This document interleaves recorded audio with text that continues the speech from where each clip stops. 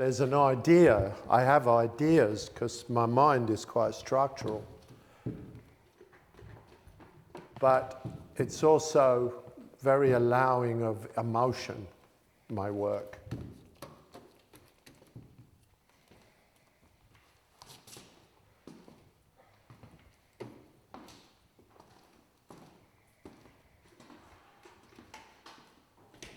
I make the painting the way a person would make music. You know, jazz music or rock music or whatever. You make some music, and then afterwards, as you make the music, the meaning of the music is produced.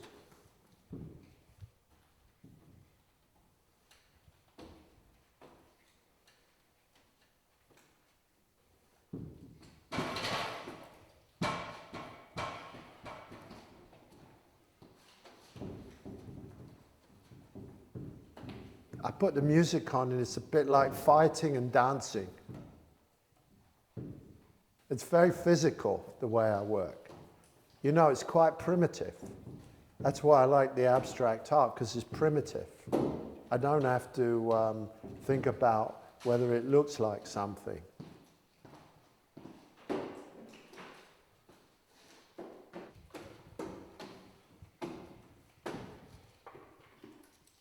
My work is a continuum. It's a river of work. I don't stop and think, oh, I better have an idea. That's not how I work. And it's not like I come in and I think, oh, I feel very emotional today. I think I'll paint in red. No, it's not like that either. It's work. I work. And out of the work, things come. Making art is 95% work.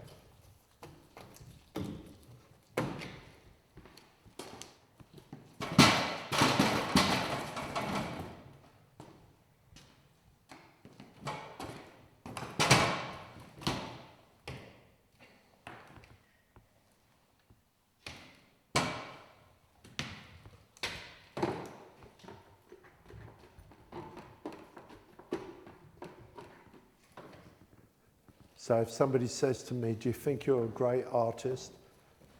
I haven't got the faintest idea.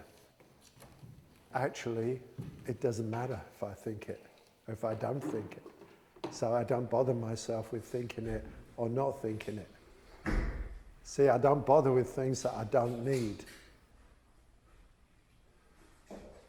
It never occurs to me to ask the question, are you happy with this? I just do the best I can do, and that's what I can do. I went to work when I was 15 in a factory. I don't come from the world of expectation. The world I come from, you have no expectation. With abstraction, it's very easy to end up with decoration.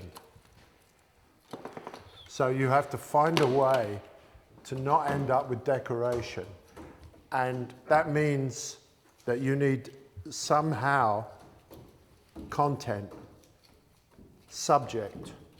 Every artwork needs content and subject. Abstraction has to communicate in some way. It has to mean something. It can't just mean nothing. Because if it means nothing, or if it's just a design, and if it's just about pictorial resolution, then what you're making is art for hotel lobbies. So art has to kind of either bother you or engage you or grab you in some way. And it has to have deeper meaning than just a design or a look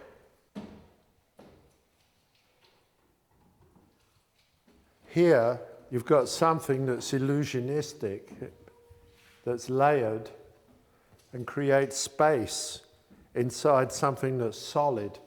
So of course it conjures up the wall and the window, but it also evokes other metaphors, such as solid and linear, line, body, lack of body.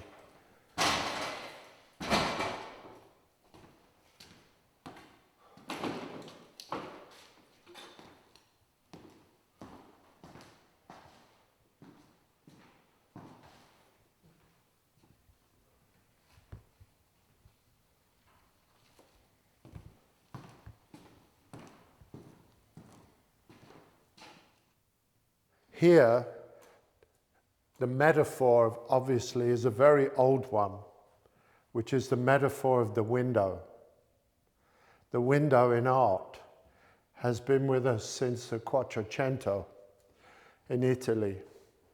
So you have the painting of a Madonna and Child, and then you also have the window to the outside world. So you have the intimate world, the sacred world, and the outside world in the same painting.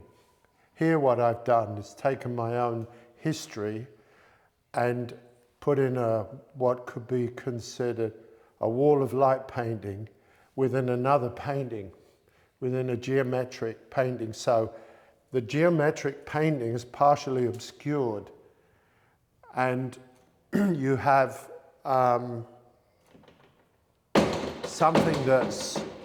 something that's got space in it, but it's essentially flat inside something that refers to a geometry. But one, in a sense, is in a fight with the other. I think discord is very important in art to keep it alive. In the paintings of Tintoretto, Picasso, and Matisse, you have this sense that the painting is never quite resolved in some way. This is a very important element in their work, and it's something that I took up and brought it into the world of abstraction. A lot of the foundation of my work is based on the idea of weaving and carpets, quilts. So all these patterns that you see in the world, particularly outside Europe, are brought into Western art. And the treatment, the way it's painted, is clearly Western. Mm-hmm. But what's being painted is not Western. So the contradictions in the painting are very interesting to me. And it's very concerned with how to make something alive, how to make it engaging. Not that you like it or not like it. Yeah. You know, it's not so simple as that. I'm not looking for example, harmony. In America, in a certain period, there was the period of formalism in abstract painting, associated with the triumph of abstract painting, American abstract painting. And to my mind, being European, it was the death of abstract painting.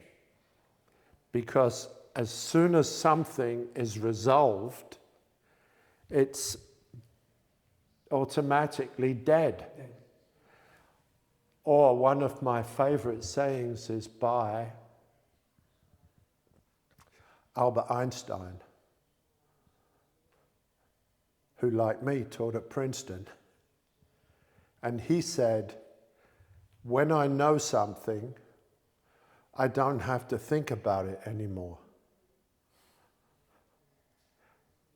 So when I make paintings that are difficult to know.